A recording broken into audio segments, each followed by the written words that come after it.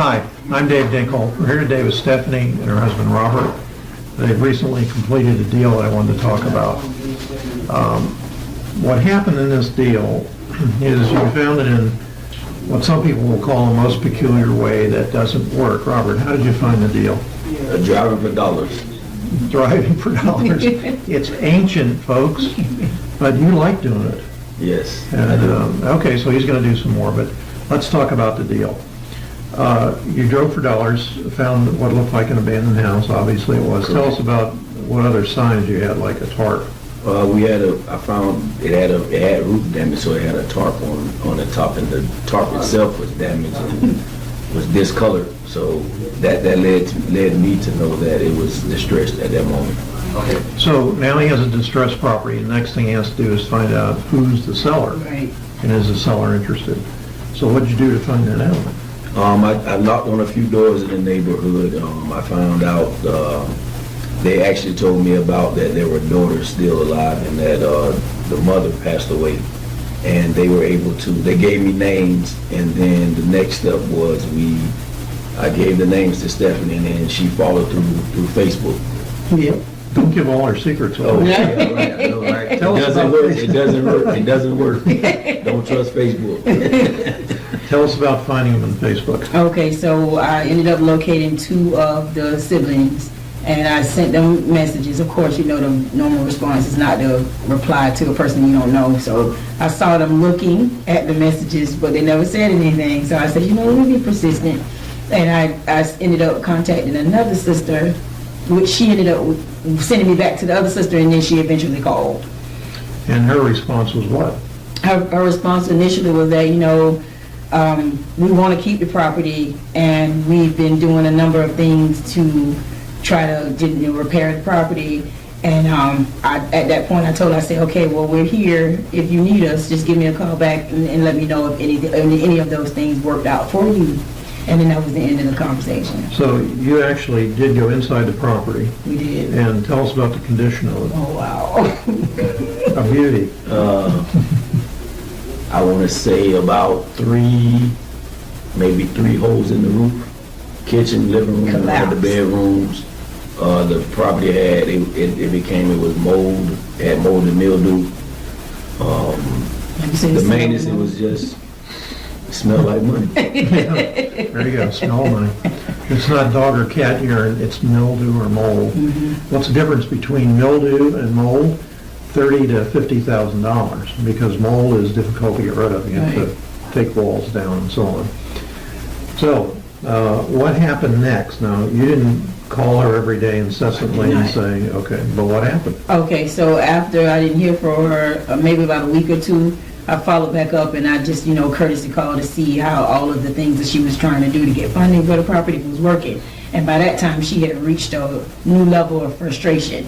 So now was my time to strike. So it was actually a probate in addition. You didn't know that to begin with. And there was 3 siblings. Correct. So what is the after repaired value? If you went into any of the services that give after repair, Right. what do you think the after repair value was? What did I tell you? I think it was 145. Okay. The after repair value was 145. Okay, so we have a property that's dilapidated, I'm going to say, because no one had lived in it since the mother died back in 10 months before. Right. So tarp was being worn out because it had no leaks. So you have a property that's worth $150. Now, sometimes guys will go in and they have a little sheet that says what's the maximum allowable offer, and they take after repaired value, and then they take 70% of that, and then they take away the estimated repairs, and that's the offer. Right. Some other investors had made offers on the property. They did. And what were those offers? Anywhere between 70 and 90,000. Okay. But because the family wanted to keep the property within the family and try to fix it themselves, they were not entertaining any offers at that point. And oftentimes this happens because the property's fully paid for. And they figure, man, I got a $150,000 property on my hands here. It's a little bit rough, but if somebody else will put the money in, we can fix it. However, being a probate, you decided to make them an offer based on the fact that there was 3 siblings. Absolutely. Yes. And what was your offer? So when she called me back that second time around, I said, what would be a good number that make you feel that would be, a good thing for each sibling to leave away with? And she was like, about $10,000 a piece. And I said, money! So then I offered her $30,000 along with the probate expenses. So that $30,000 was net to them, $10,000 a piece, $10,000 a piece. because you paid for the probate expenses. Do you remember Absolutely. what they were at all?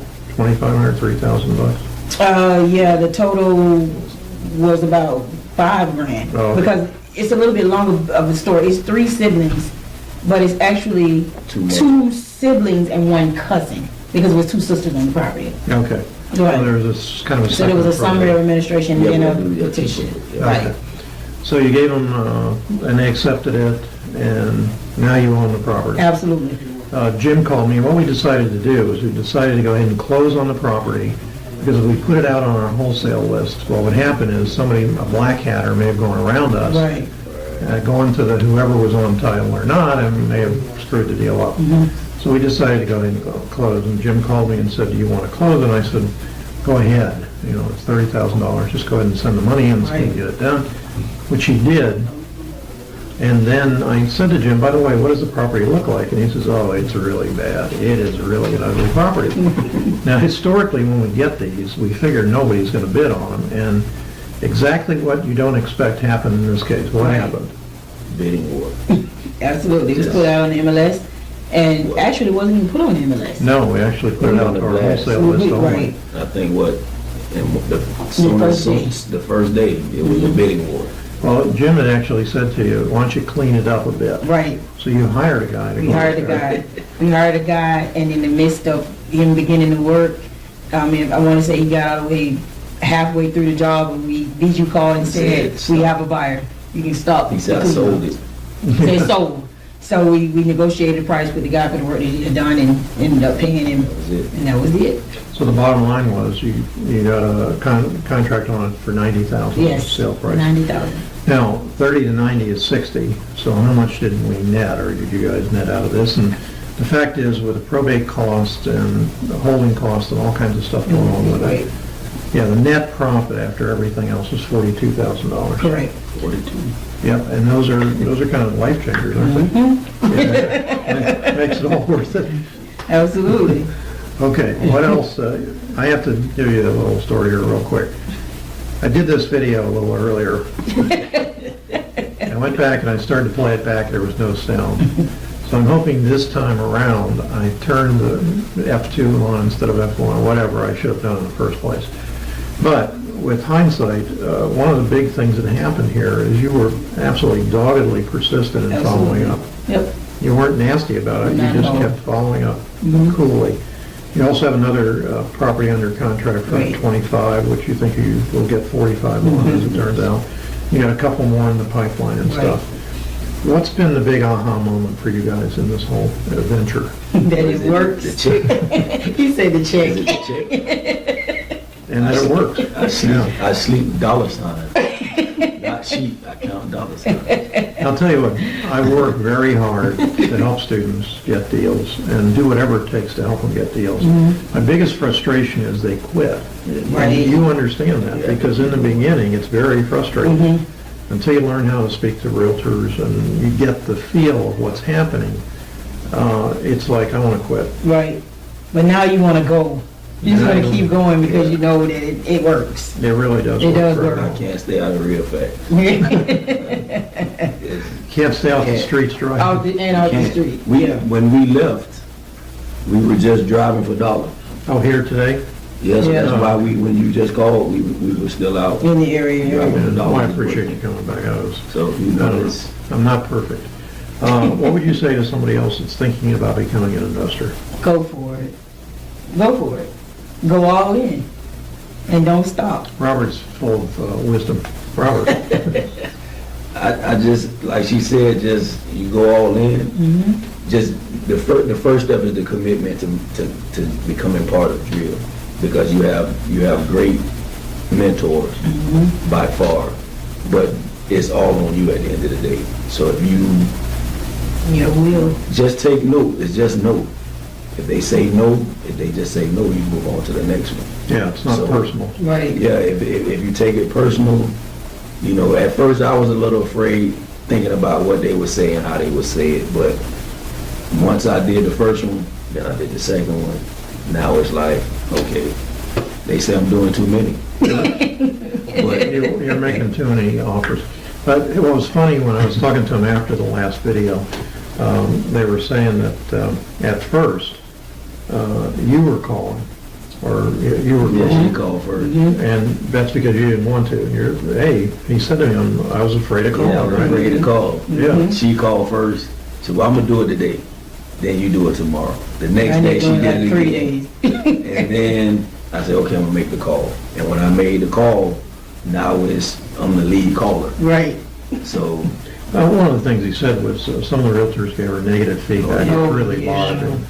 And every once in a while, somebody will call, Nan will talk to a realtor or something, and they're nasty at times. yeah, they can't. A few nasty people. And then I get on the phone. Right. And I'm nasty. We teach them a lesson. But look, in general, realtors are great people. They work very hard for tips. And many of them are closet investors that just don't know how to do it. So, all right, guys, Stay Yeah. with it. Right. thank you for the second time around. Absolutely. It's the start of many more. Okay.